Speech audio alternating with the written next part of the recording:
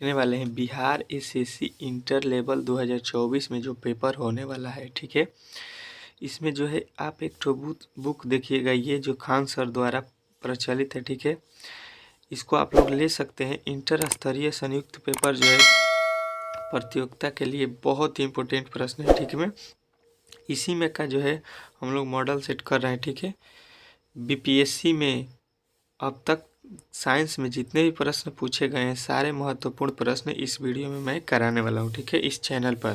तो सारे प्रश्नों को देखने के लिए प्लीज़ हमारे चैनल को सब्सक्राइब करें और वीडियो को लाइक कर दें। ठीक है, हमारा टारगेट है कि इस बार जो है बीपीएससी पार करना है। ठीक है, हमारे चैनल से आप लोग पढ़ के आपको एकदम पार करना है, क्योंकि यहाँ पे जो है इस बुक का सारे क्वेश्चन का वीडियो जो है इस पर अपलोड होगा। ठीक है, तो आप लोग हमारे चैनल से जुड़ जाइए और चैनल पर पहली बार आए हैं तो प्लीज़ चैनल को सब्सक्राइब कर लें। ठीक है, पहला क्वेश्चन देखते हैं। यहाँ पे आपके सामने पहला प्रश्न आ चुका है। देखिए क्या कह रहा है आपका पहला प्रश्न। मनुष्य में निम्नलिखित में से कौन सा आपातकालीन हार्मोन है? इसमें बताना है कि कौन आपातकालीन हार्मोन है। ठीक है, थायरॉक्सिन, इंसुलिन, एड्रेनलिन, प्रोजेस्टेरिन। तो इसमें से राइट आंसर हो जाएगा, इसमें से आपको याद रखना है ऑप्शन नंबर सी, एंथेलिन। ठीक है, यही आपका राइट आंसर हो जाएगा, ऑप्शन नंबर सी, यही जो है आपातकालीन हार्मोन है। ठीक है, चलिए अगला प्रश्न देखिए आपके सामने यहाँ पे आ चुका है। कह रहा है आपका अगला प्रश्न, क्षैतिज के समय सूर्य और चंद्रमा के दीर्घ वृत्ताकार दिखाई देने का कारण क्या है? तो इसका जो है क्षैतिज के समय हम लोगों को सूर्य और चंद्रमा वृत्ताकार दिखाई देते हैं, इसका मुख्य कारण है अपवर्तन। ठीक है, अपवर्तन के कारण हमको वृत्ताकार दिखाई देते हैं। ठीक है, चलिए अगला प्रश्न देखिए आपके सामने आ चुका है।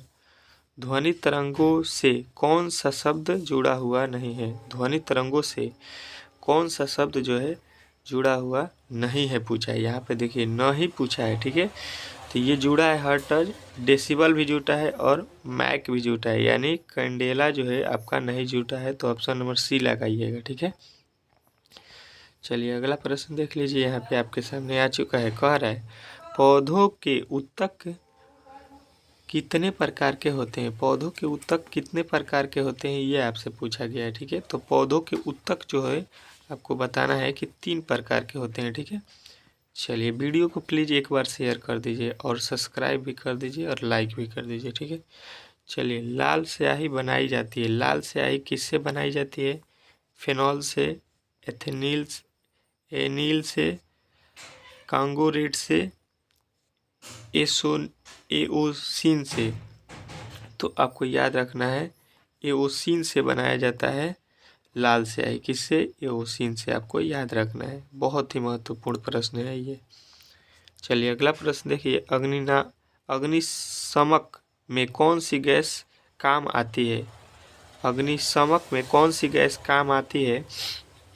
ठीक है, तो आपको याद रखना है कार्बन डाइऑक्साइड। ठीक है, प्लीज़ वीडियो को अंत तक देखिएगा, तभी जो है आपको अच्छे से सारे प्रश्न क्लियर होंगे। ठीक है, चलिए अगला प्रश्न देखिए आपके सामने यहाँ पे आ चुका है। 7वां, स्त्रियों की तुलना में अधिक पुरुष गणाधता पीड़ित हो सकते हैं। क्यों?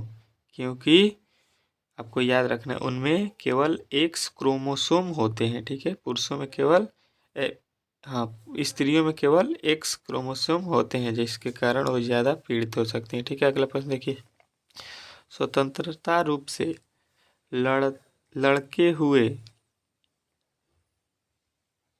लड़की के एक ढांचे में कील ठोकना कठिन होता है। लटके हुए जो लड़की है उसका ढांचा अगर लटका हुआ है, उसको हम लोग कील ठोकें उसमें, तो ये कठिन होता है। क्यों? ये किसके कारण होता है? तो आपको बताना है न्यूटन के तीसरे नियम के कारण। किसी भी वस्तु को हम लोग अगर नीचे लटका हुआ हो तो उसमें कील जब ठोकेंगे तो उसमें बहुत कठिनाई होती है। ठीक है, चलिए अगला प्रश्न देखिए। 9वां, निम्नलिखित में से कौन विद्युत चुम्बकीय तरंगे का गुण नहीं है? विद्युत चुम्बकीय तरंगों का गुण नहीं है, ये आपसे पूछा गया है। तो आपको याद रखना है विद्युत चुम्बकीय तरंगों का गुण नहीं है। विद्युत चुम्बकीय तरंगे व्यतिकरण तथा विवर्तन नहीं दिखाती है। ठीक है, ऑप्शन नंबर ए जो है आपका राइट हो जाएगा। चलिए अगला प्रश्न देख लीजिए। कह रहा है 10वां, एक रेडियोधर्मी वस्तु की अर्थ आयु 6 मास है।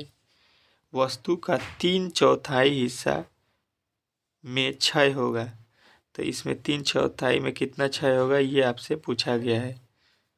तो आपको याद रखना है 12 मास क्षय होगा। ठीक है, उसका डबल हो जाएगा। चलिए अगला प्रश्न देखिए, आपके सामने आ चुका है 11, प्लेटलेस को और किस नाम से जाना जाता है। प्लेटलेस को और किस नाम से जाना जाता है ये आपको बताना है। ठीक है, तो इसको हम लोग याद रखिएगा कि इसको जो है किस नाम से जानते हैं, तो आपको बताना है थ्रोम्बोसाइट्स। थ्रोम्बोसाइट्स जो है प्लेटलेट्स को और एक नाम से जाना जाता है। ठीक है, चलिए अगला प्रश्न देखिए, आपके सामने आ चुका है 12, रेडियोधर्मी पदार्थ उत्सर्जित करते हैं। रेडियोधर्मी पदार्थ जो है क्या उत्सर्जित करते हैं, तो अल्फा कण, बीटा कण, गामा कण, ये तीनों उत्सर्जित करते हैं। आपको right answer option number D लगाना है। ठीक है, चलिए अगला प्रश्न देखिए, आपके सामने आ चुका है बहुत ही महत्वपूर्ण प्रश्न है। भारतीय उपग्रह GSTA-7 अन्य रूप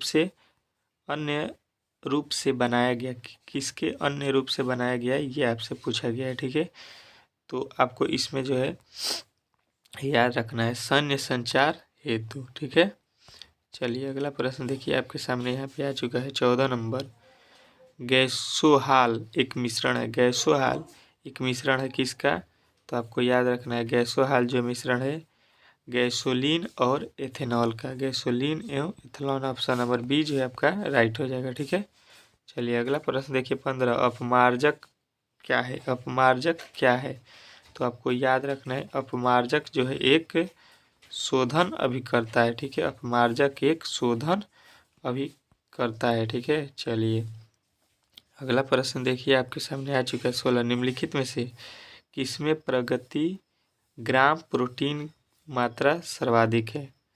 तो सबसे अधिक प्रोटीन का मात्रा इसमें से किस में मिलता है, सेव, सोयाबीन, गेहूं और मूंगफली, इसमें से आपको बताना है। तो आपको याद रखना है कि सोयाबीन में सबसे अधिक प्रोटीन जो है मिलता है। ठीक है, चलिए अगला प्रश्न देखिए, आपके सामने यहाँ पे आ चुका है।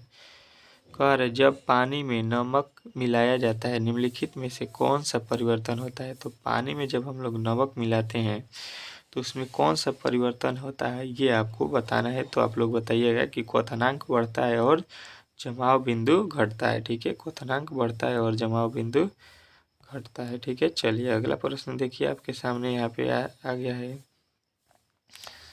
आपका अगला प्रश्न कह रहा है चंद्रमा के धरातल पर दो व्यक्ति एक दूसरे की बात सुन नहीं सकते हैं, क्यों।